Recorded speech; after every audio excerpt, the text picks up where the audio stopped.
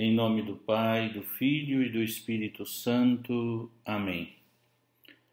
Vinde, Espírito Santo, enchei os corações dos vossos fiéis e acendei neles o fogo do vosso amor. Enviai o vosso Espírito e tudo será criado e renovareis a face da terra. Oremos, ó Deus, que instruíste os corações dos vossos fiéis, com a luz do Espírito Santo, fazei que apreciemos retamente todas as coisas, segundo o mesmo Espírito, e gozemos sempre da sua consolação. Por Cristo Senhor nosso. Amém. Pai nosso que estais no céu, santificado seja vosso nome. Venha a nós o vosso reino, seja feita a vossa vontade, assim na terra como no céu. O pão nosso de cada dia nos dai hoje, perdoai-nos as nossas ofensas, assim como nós perdoamos a quem nos tem ofendido. E não nos deixeis cair em tentação, mas livrai-nos do mal. Amém. Ave Maria, cheia de graça, o Senhor é convosco. Bendita sois vós entre as mulheres, e bendito é o fruto do vosso ventre, Jesus. Santa Maria, Mãe de Deus, rogai por nós, pecadores, agora e na hora de nossa morte. Amém. Santo anjo do Senhor, meu zeloso e guardador, se a ti me confiou, a piedade divina sempre me rege, me guarde, me governe, me ilumine. Amém. Que Nossa Senhora nos ajude. Em nome do Pai, do Filho e do Espírito Santo. Amém. Então lá, meus queridos e queridas, minhas queridas e queridos estudantes do curso de Moral Fundamental 1 da FATEL Noturno, eu vou com vocês continuar o curso procurando resumir, sintetizar, esquematizar o que é mais importante, tá bom? Eu penso que de 6 a 8 encontros poderemos finalizar tudo. Como eu já disse a Pamela e pedi para passar para vocês, fiquem tranquilos, quanto à avaliação. Primeiro, aprendam para a vida. Eu vou deixar um trabalhinho aí de no máximo de 1 a 3 folhas sobre um tema desta primeira parte, para que vocês façam um resumo, uma reação, uma redação, como quiserem. Eu vou gravar essa aula introdutória, depois eu já tenho gravado 2 aulas que eu sou professor desta matéria, tanto Moral Fundamental 1 e a 2, no seminário. Eu gravei para o seminarista sobre o fim último do homem e sobre a liberdade humana, são termos que a gente precisa estudar. E eu vou passar para vocês também essas aulas. Como sempre, eu deixo um roteiro de estudo que não precisa entregar, mas é para compreender o conceito. Também é importante dizer que eu vou passar para vocês em PDF 2 livros que estão sendo digitalizados, porque eu fiquei sabendo ontem, dia 15, hoje é 16 de julho, que eu ia continuar esse curso convosco. E aí vos entregarei também livros para que vocês possam ler acompanhando as aulas. Essa aula de hoje vai ser baseada sobretudo no Catecismo da Igreja Católica, mesmo que eu use o livro do Sada e do Maurer. Esse livro é muito sistemático, algumas coisas são muito interessantes, mas eu vou me centrar mais aqui. Vocês sabem que hoje, por exemplo, o livro que vocês receberão em PDF do Aurélio Fernandes, sobre teologia moral fundamental, ele diz que hoje se usa sem nenhuma discriminação falar de ética e de moral. São 2 palavras que são quase sinônimos, mas na filosofia clássica diz a teologia moral ou simplesmente a moral é a parte da teologia que estuda os atos humanos, considerando-os em ordem ao seu fim sobrenatural. Por isso que a próxima aula será sobre o fim sobrenatural. Serão 2 aulas, tá? 2 aulas gravadas, como sempre, não passo mais de 40, 50 minutos gravando uma aula, vocês não precisam disso, porque nós temos 2 aulas de 50 minutos. Se eu falo 40, 50 minutos, vocês terão outra para estudar, ouvir a aula, ler o texto, apontar, né, fazer apontamentos, resumos para vocês, no sentido de riscar a folha, sei lá, anotar. O importante é que nós possamos entender o centro, né? Não é tanto importante como será. Como sempre, também tem uma coisa que queria dizer. Vocês que estão fazendo o Tratado da Graça comigo já têm grande arsenal de elementos teológicos para entender muito melhor a teologia moral. E eu vou fazendo algumas considerações. Então, geralmente, de modo clássico, a moral é sempre o estudo teológico revelado dos atos humanos, sempre tendo em relação o seu fim último. Certo? E qual é o problema que se levanta sempre? O problema que se levanta sempre é este. Que, infelizmente, como muitos de vocês voltarão ao segundo período, me parece, segundo semestre, segundo período do curso, não poderão acompanhar diretamente o curso que eu farei, que eu dou aula. Eu vou dar o curso Moral Fundamental 2 na FATEL. E antes de entrar nos temas concernentes, eu sempre faço com o Padre Pinkers, que vocês também receberão em formato PDF, se Deus quiser, hoje pela tarde, dia 16.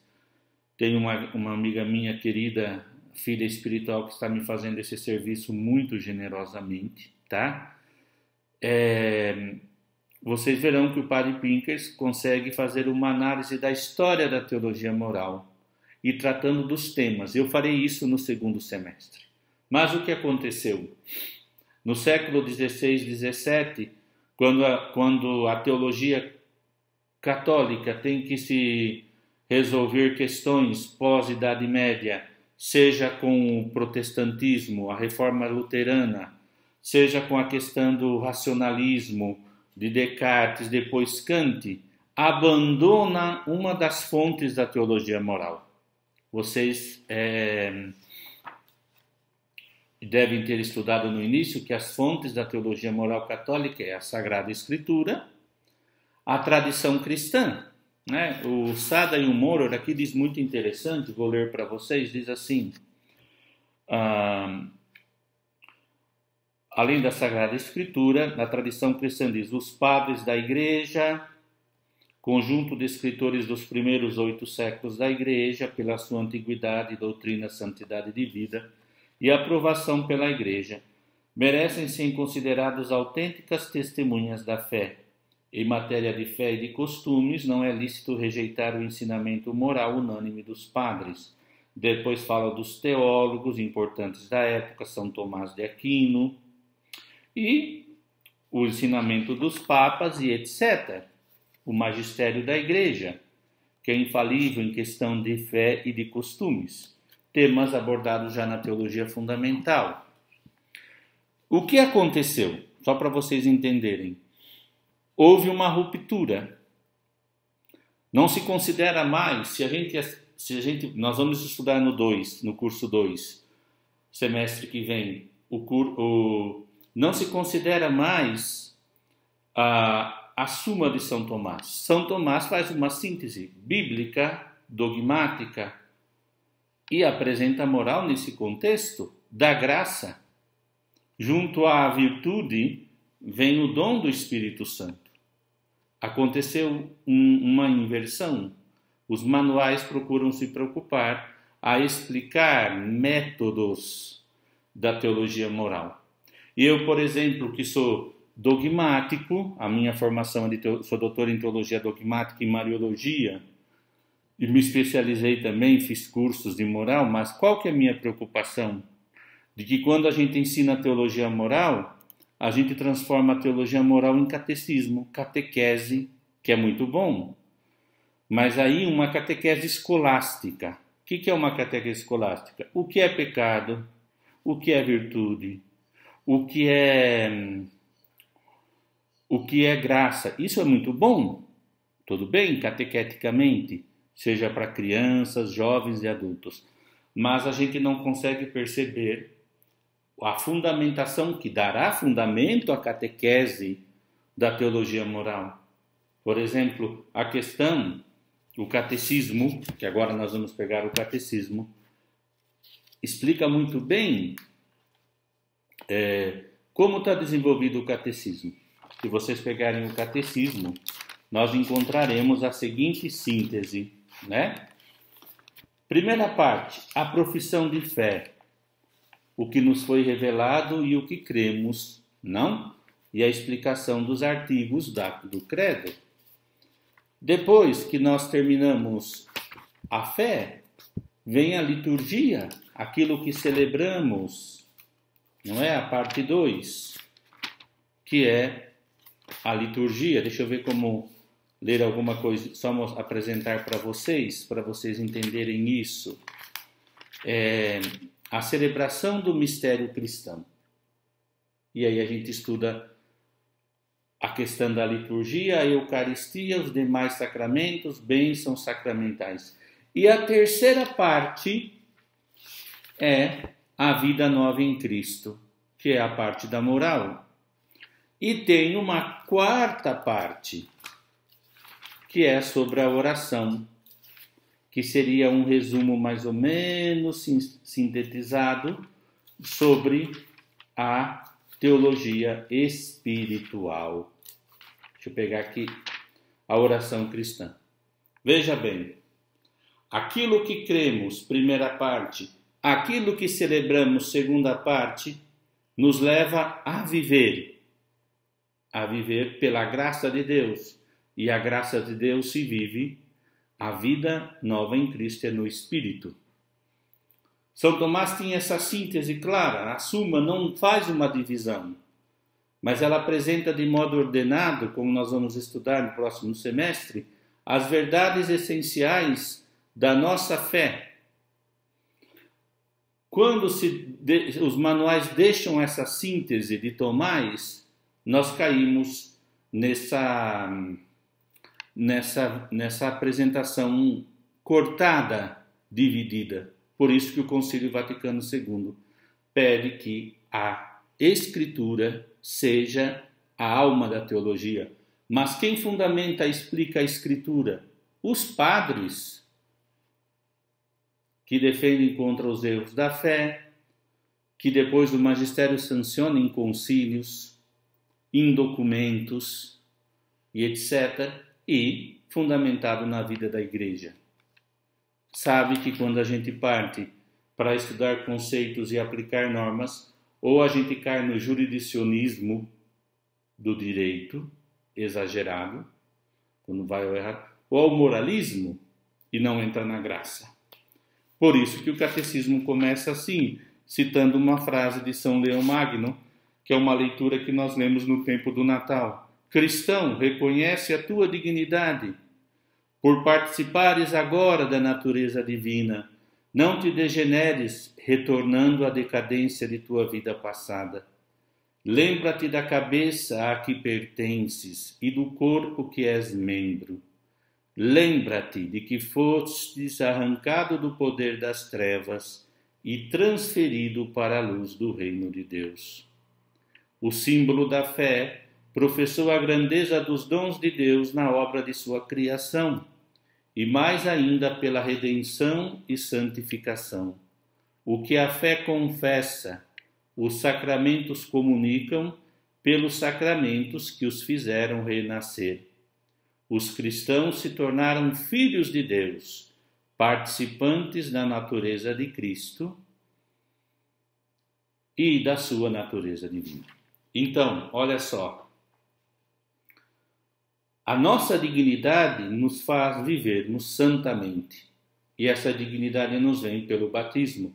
Somos libertados do poder do demônio, feitos filhos adotivos de Deus e chamados à santidade de vida, quer dizer, fazer a vontade de Deus como Cristo. como incorporação. Incorporados a Cristo. Desculpa, não é a palavra incorporação, é configuração.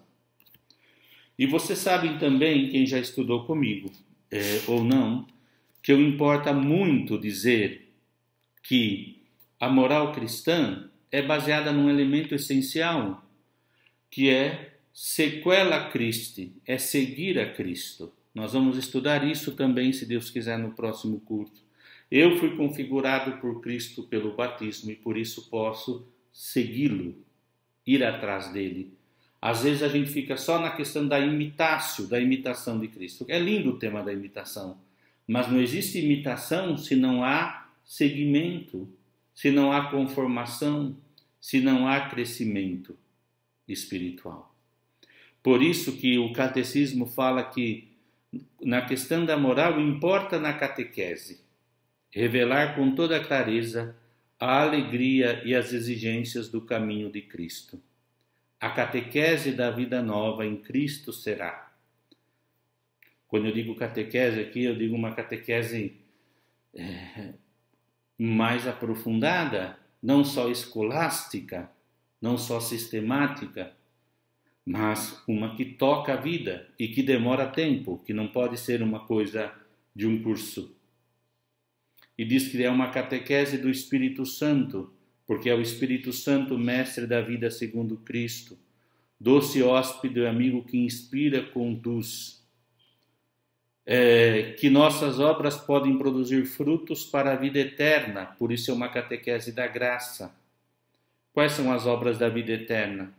Amor de misericórdia, amor que leva a perdão, amor que socorre, ajuda, ama, que consola, amor que perdoa.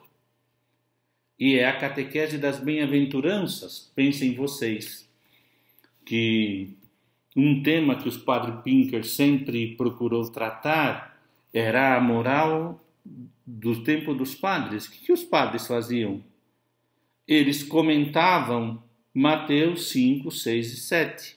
Por isso que o catecismo fala nossa vocação à bem-aventurança. A bem-aventurança estão no cerne na pregação de Jesus. Seu anúncio retoma as promessas feitas ao povo eleito desde Abraão.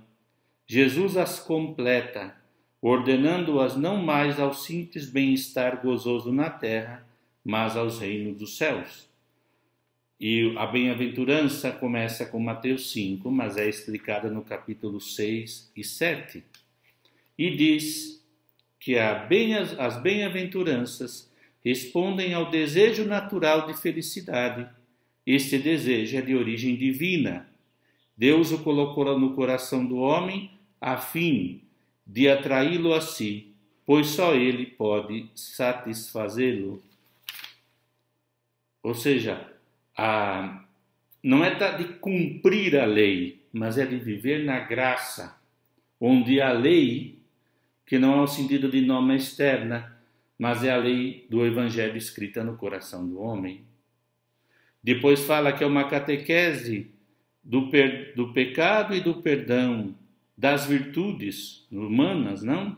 Fé, que são as virtudes cardeais, mas também uma catequese das virtudes cristãs, a fé, a esperança e a caridade, que vocês terão num tratado, junto com as virtudes da religião.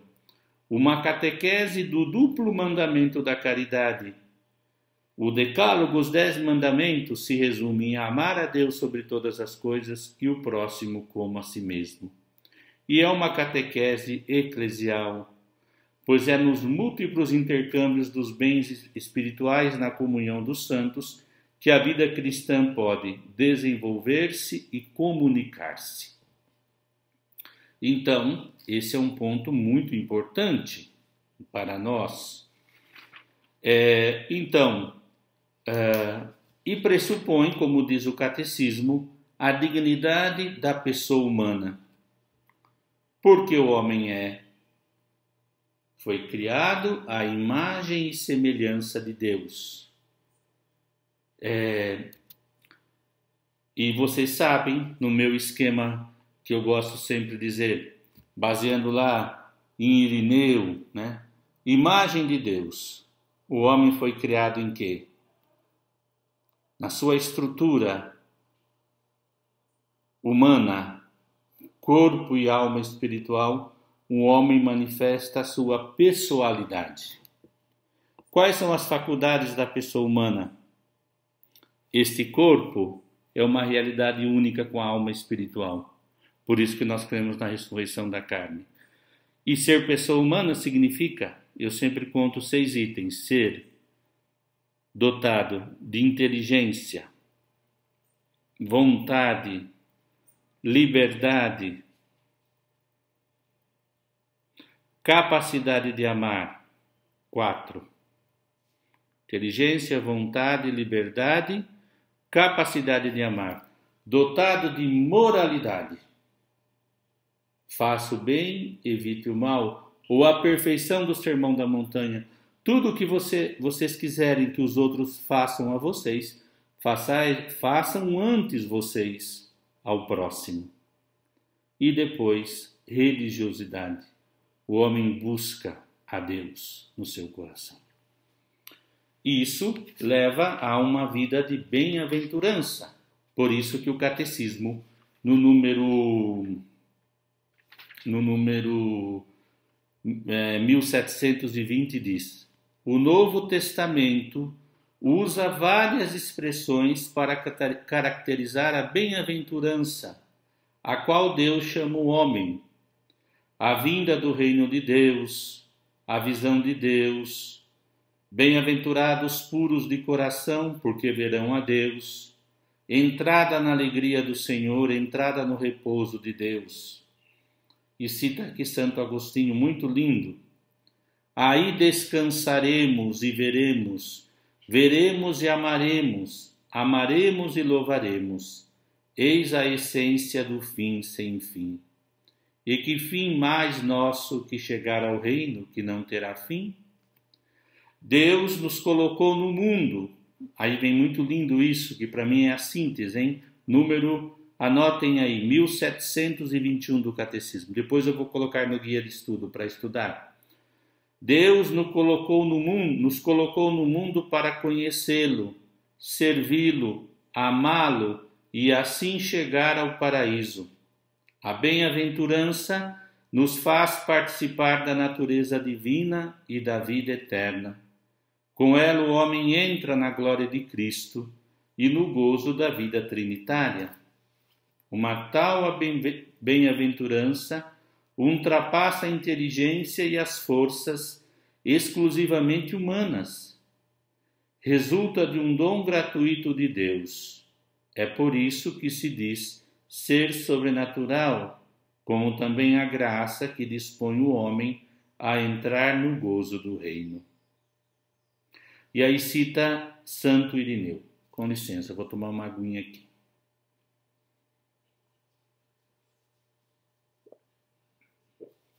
Bem-aventurados puros de coração, porque verão a Deus.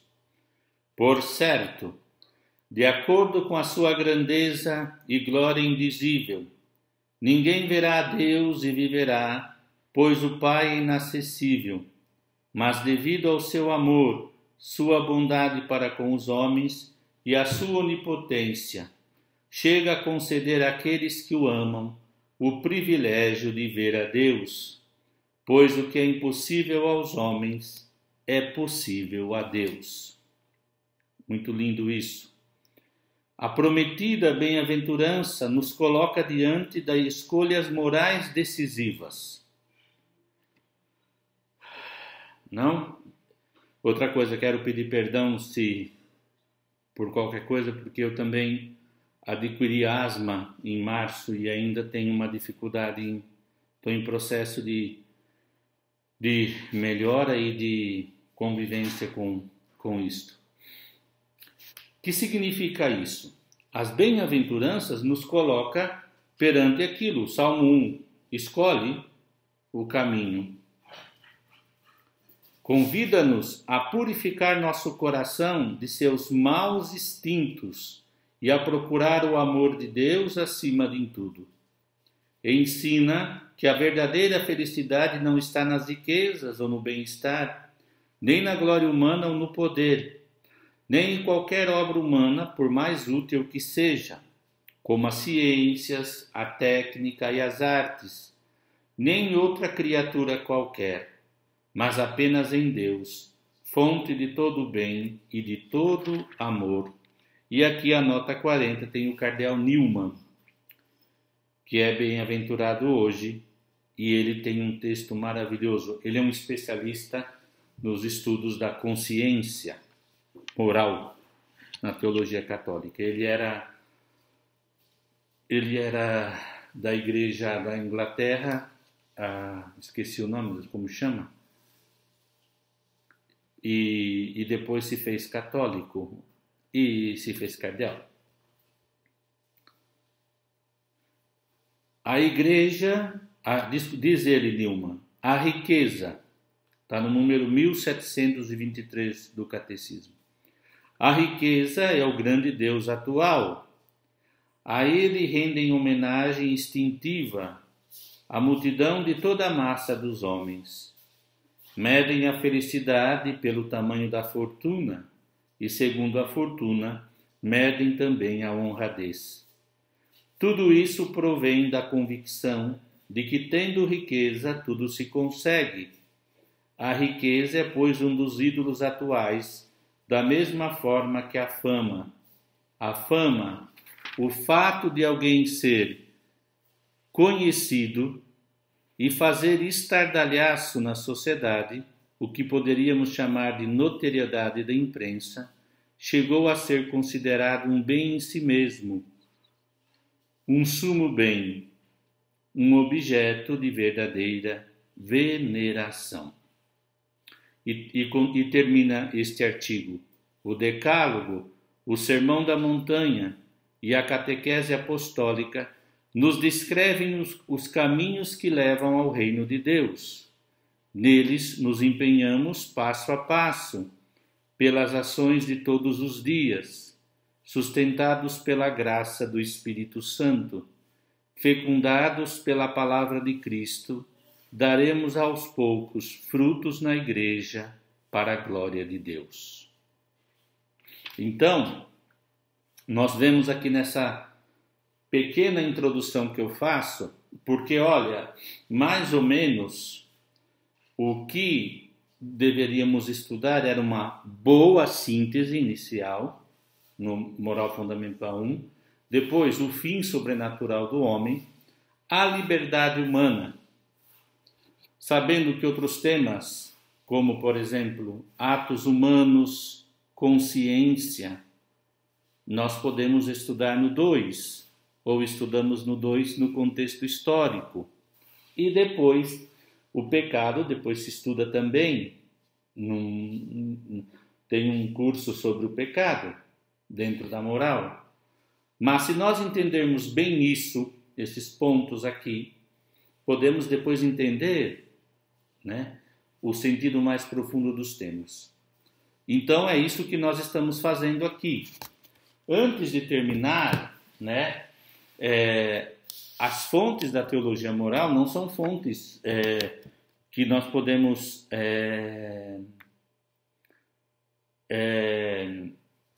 desprezar no estudo, mesmo embora nós já temos estudado, por exemplo, a Sagrada Escritura, na teologia da revelação, teologia fundamental, a tradição cristã, já disse os padres da igreja, os grandes autores Tomás, Boaventura, o magistério da igreja.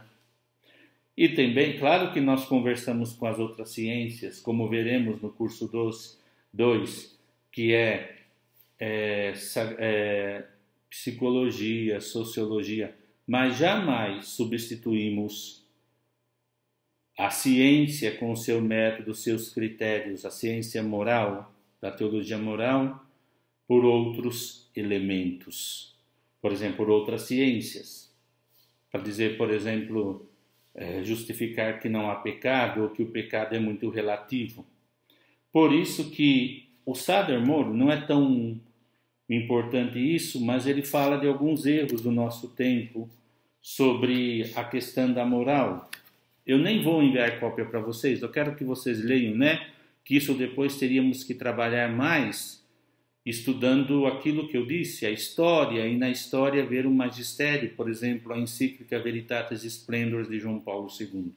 Mas considerando que alguns irmãos não vão poder fazer o curso 2 comigo, porque estão no segundo, eu gostaria de ler, tá bom?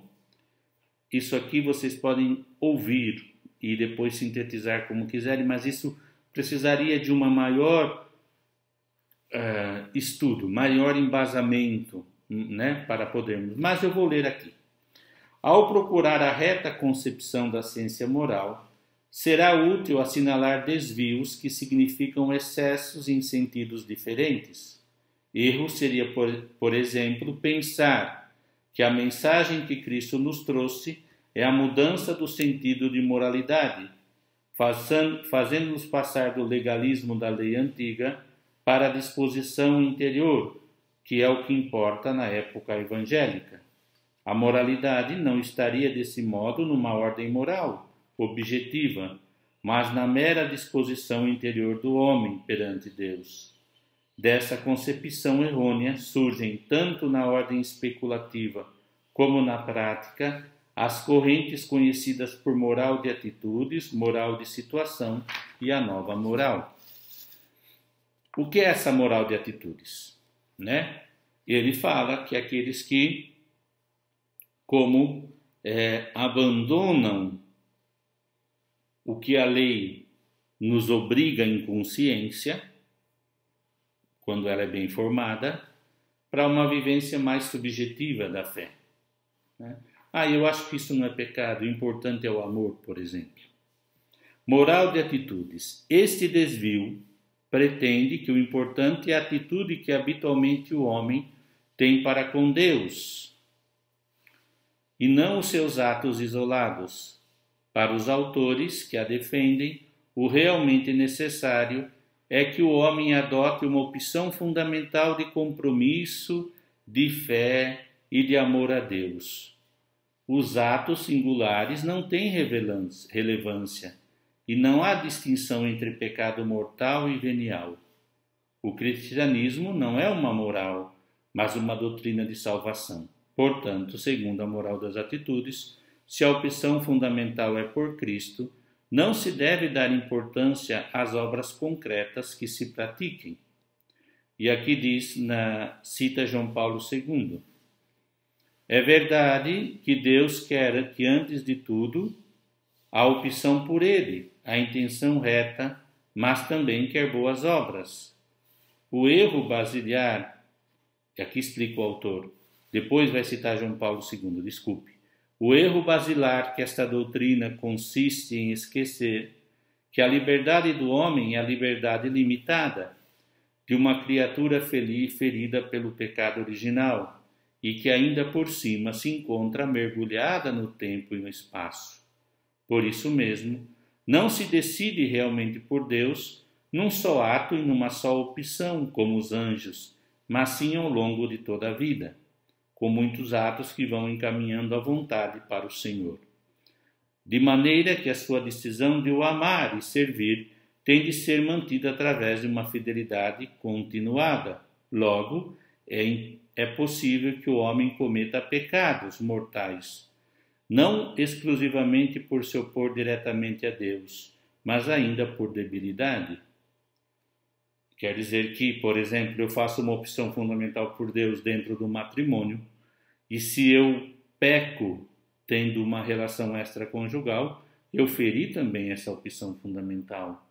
Talvez até por fraqueza, mas não significa que essa opção ficou fundamentada. É uma opção perdida que tem que se recuperar. Não sei se essa é a palavra melhor. Ficou ferida. E os pecados têm gravidade. Não é uma coisa, não é o mesmo que um pecado de desejo, de pensamento, no sentido de que um ato isolado do que, por exemplo, uma coisa é uma queda na sexualidade, uma coisa é uma vida totalmente desencarnada desespiritualizada do sentido profundo da sexualidade humana e cristã, do sentido cristão. São João Paulo II desautoriza expressamente essa tese quando esclarece: deve-se evitar reduzir o pecado mortal a um ato de opção fundamental, como hoje em dia se costuma dizer, contra Deus, entendendo com isso o desprezo explícito e formal de Deus ou do próximo. Comete-se de fato também o pecado mortal quando o homem, sabendo e querendo, escolhe por qualquer motivo algo gravemente desordenado. Isso é só um resumo, moral de atitudes, que é da opção fundamental. Tem esse elemento, que muitas coisas são lindas, a opção fundamental por Deus, olhar a graça, não a lei, em si mesma, mas viver a lei por amor a Cristo, mas há o perigo da gente relativizar a gravidade do pecado, mesmo porque nós temos uma visão muito moralista do pecado. Pecado é afastar-se de Deus, é desviar-se do plano de Deus. Moral de situação seria aquela que diz que a bondade ou a malícia da ação não é dada por uma lei universal e imutável, mas é determinada pela situação em que o indivíduo se encontre. Pretende-se, pois, fazer depender do estado anímico ou circunstancial a moralidade da ação. Cai neste erro ao usar como exemplo: isto para ti agora não é pecado, se o que se pretende é o objeto de preceito imutável da lei de Deus. Quer dizer, para você, nessa situação que você está triste, isso que você fez não é pecado. É pecado. Pode ser que a gravidade seja atenuada, no sentido do pecado é grave, mas para você tem uma conotação menos grave. Por exemplo, vou dar um exemplo aqui, para que vocês possam entender melhor. Deixa eu ver se eu acho onde está aqui. Vocês podem ler depois, tá? No catecismo, mas eu vou explicar isso. Vamos lá.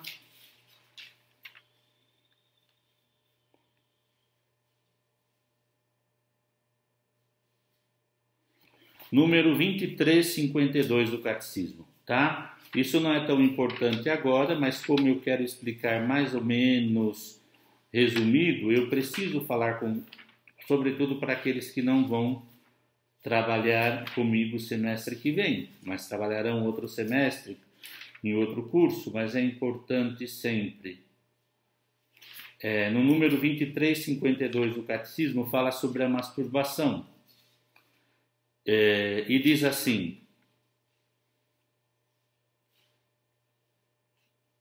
por masturbação se entende a excitação voluntária dos órgãos genitais. Na linha de uma tradição constante com o magistério da Igreja e o senso moral dos fiéis, afirmaram sem hesitação que a masturbação é um ato intrínseco e gravemente desordenado. Ok, é pecado.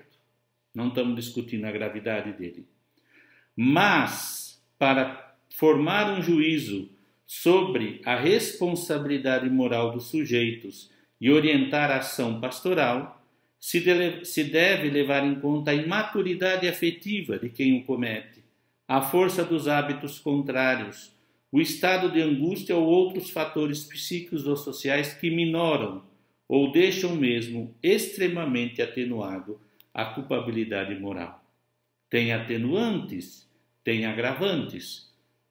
O fato é que é pecado, porém não podemos dizer que há situações que a pessoa está numa situação, nesse caso, que é atenuado, mas continua sendo grave. Não é? E a pessoa precisa de ajuda. Depois ele fala sobre, e diz então, a moral de situação. O Papa João Paulo II, de novo, nessa exortação Reconciliatio e Penitência, diz: há determinados atos que por si mesmo, em si mesmos, são gravemente ilícitos. Se não for, por exemplo, matar alguém, é intrinsecamente grave, a não ser se a pessoa seja louca, doida, sei lá, não conseguem advertir, não conseguem, fez isso fora da razão, mas matar nunca pode dizer que tem um atenuante. Gravíssimo, desordenado. E depois tem a nova moral, que, já falei, consideram alguns autores que a moral tem como fim a realização do homem. E parecem esquecerem e não terem em conta que tal realização só é possível na plena e livre identificação da vontade do homem por amor. Aí negam a lei natural, né? Usam elementos da psicologia, da sociologia, da biologia. Não que não seja bom para a gente analisar o fato, como da masturbação. Um jovenzinho que se masturba é diferente porque ele não consegue controlar todo o seu impulso hormonal e etc. Mas eu não posso dizer que eu posso falar que há uma nova moral, uma moral aberta, onde o dado do Evangelho, Jesus Cristo diz, eu não vim abolir a lei, eu vim dar o pleno cumprimento, né?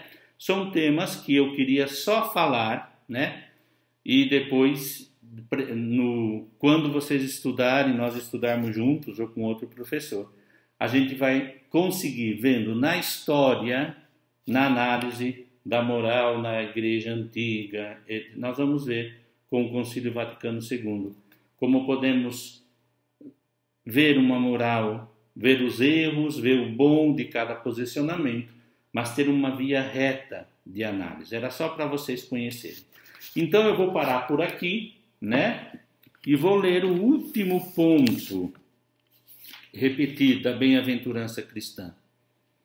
O Decálogo, o Sermão da Montanha, vou reler, né? E a catequese nos descrevem os caminhos que levam ao reino dos céus. Nele nos empenhamos passo a passo pelas ações de todos os dias, sustentados pela graça do Espírito Santo. Fecundados pela palavra de Cristo, daremos aos poucos frutos na igreja para a glória de Deus. Tá bom? E então, olha, vocês não se estranhem, algumas aulas gravadas agora, eu tenho gravado aos seminaristas e peço que vocês as ouçam usando o texto que eu vou mandar em PDF, que é sobre o fim último do homem e a liberdade. Depois nós vamos... E eu vou gravando outras aulas. Eu penso que com 8 encontros, contando essas aulas do seminário que eu passo para vocês, a gravação e o roteiro de estudo, nós podemos sintetizar, tá bom? E o trabalhozinho vai ser lá para setembro.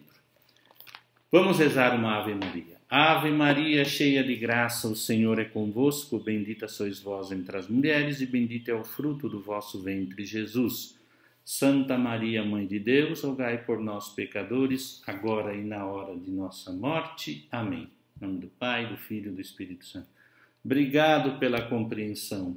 Obrigado pela companhia. Obrigado por me escutar.